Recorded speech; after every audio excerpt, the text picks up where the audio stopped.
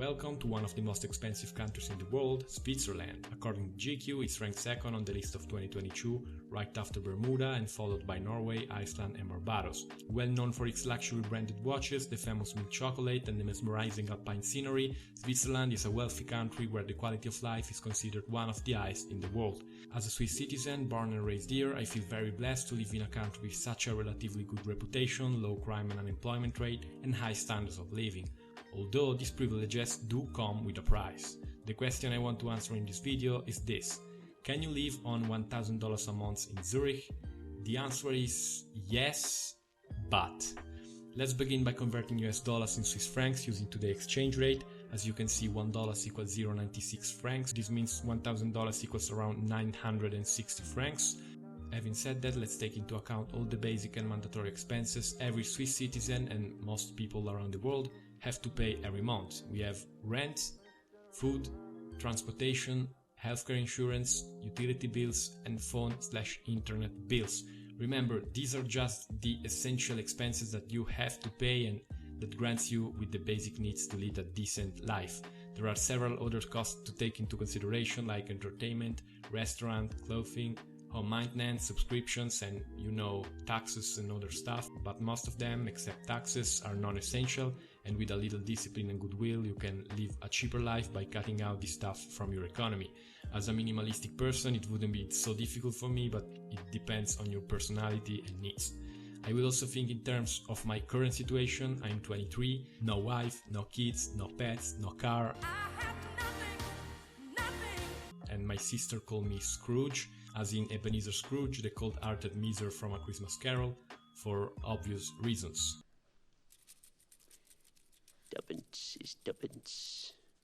For the sake of this video, I will pretend to live in the canton of Zurich, even though I don't live there anymore, because it's the second most expensive place in the country and Zurich is second on the world ranking of cities with the highest quality of living. Let's begin with the rent. The best way to cut down your rent costs is to share an apartment with other people, ideally in the suburbs. I used to live with two flatmates in Winterthur, a city near Zurich, and I paid 600 francs a month for an 18 square meter room. You can hardly find cheapest accommodation in that area, but on a notorious platform for people who look for flatmates, prices go as low as 350-400 francs. Like this 12-meter square room located in Amstetten, about 7 kilometers from Zurich, which costs 375 francs a month, or this 15-meter square room located in the city center, which costs 430 francs a month, and a couple other offers in that area. As you can see, it's actually possible to find a place to stay for under 600 francs, even though it's just a room in an apartment with people that you don't know and most of the time, believe me, are only interested in the money for the rent. You may be lucky and find great people to live with, but as an introverted I don't really give much importance to that, as long as I have a roof over my head. Next one is food. Food is relatively cheap if you know where to look, and you definitely will have to do some sacrifices. The best way to keep food expenses under control is to decide what to eat every day of the week for the entire month, so you know in advance how much money you will spend on food, and avoid eating out like in fast foods and restaurants, because the prices here are crazy expensive and you can easily pay around $25 for a pizza and $15 to $18 for a McDonald's menu. I tried for several months to cut down my food cost, and my diet was mainly based on 7 ingredients: pasta, rice, canned tuna, eggs, vegetables, hot dog sausages and fish sticks. Yeah, freaking fish sticks. That's because this food is both cheap and nutritious, and it's very versatile. You can cook different dishes with just these 7 ingredients. As you can see, 2 kilos of rice cost around 2 francs, pasta is also cheap, 1 kilo of spaghetti costs a little more than 1 franc, 3 francs and 60 cents for 15 eggs. Fresh vegetables like carrots, eggplants and tomatoes are a little pricey but definitely worth it, 4 francs for 10 hot dog sausages, and my favorite, fish sticks, 18 pieces for 1 francs and 70 cents. You should also keep an eye for deals and discounts, especially on long life products. These are some of the dishes I cooked with the ingredients I mentioned before. As you can see, I also like to add meat like chicken breasts that help me maintain a healthy diet, and I also eat tons of fruit, mostly blended. I managed to eat for several months, 3 times a day, with around 120 francs a month, sometimes even less. Up next is transportation. Let's just say that if you're trying to live on such a low budget, car is definitely a no-go. As a car owner, you would have to pay a crazy amount of money in gas, car insurance, maintenance and parking lots, so it's so much better to choose between bicycle, electric scooter or public transport. Bicycle is free to use and you can find great second-hand deals like this in every city. Electric bike or scooter are both great options, even though the purchase price is quite expensive. Also, they require more attention than a normal bike.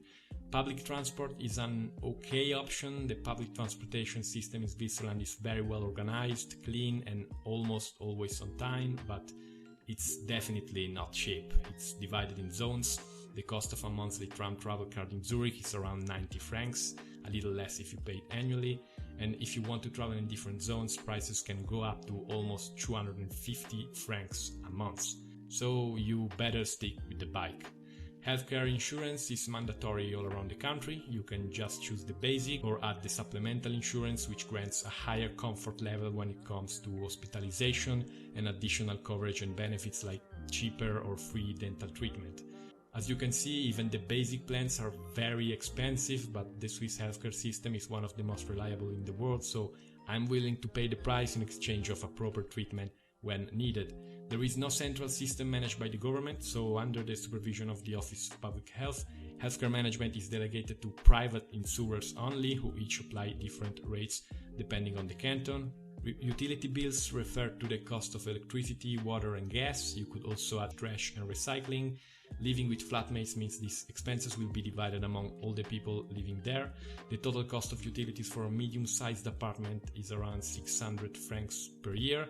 In Zurich and most of the cities, there's this thing called bag tax or trash tax, which means you have to pay for every single trash bag you use. The current price in Zurich is 20 francs for 10 trash bags. Let's move on. The prices of mobile subscriptions are getting cheaper every year. I pay 20 francs a month and the plan has unlimited data and calls within the country included, but you can find cheaper alternatives. Internet subscription prices are getting cheaper also. I pay 40 francs a month because I need a high-speed connection, but you can easily find good options for less. So let's see how much we spent so far. 400 francs for a room rent in a shared apartment, 120 francs for 1 month's worth of food, free transport by bicycle, 180 francs for basic health insurance, around 30 francs for utilities and 50 francs for mobile and internet subscriptions. This brings our expenses to a total of 780 francs, around $840. You could spend the remaining money for other basic needs like toothpaste, shampoo, toilet paper, some socializing and new socks, for example. Remember that you should save for taxes and other unexpected costs. So as you can see, you could actually live on that budget. I mean, it's doable, but it's pretty damn tough. Your life would revolve around cost cutting. You probably wouldn't go to see a doctor even if you need it because it would cost you. It would be a very stressful and lonely life, to be honest. With a budget like that in a very rich city, you can't participate in social activities. No restaurants, cinema, theater, clubs, bars, swimming pools, no traveling, buying the clothes or food you like. If you have kids, pets or someone to take care of, it's not possible to live with just $1,000. If you already have a monk-like lifestyle and don't mind doing lots of alone stuff like reading or going for a walk, it would be easier, but still I don't know how long someone can bear to live a life like this. To be clear, this was more of an hypothetical situation. I don't think there's someone in this country that lives with so little money. Maybe someone out there really does, but the average salary in this country is 5,000 francs a month. That's why the cost of living is so high. Anyway, I really think everyone should be poor for a period of their life to understand the real value of money, to learn how to budget and to understand what's essential and what's not. Always remember, more is less. That's it for me. If you enjoyed the video, consider subscribing to my channel and see you soon.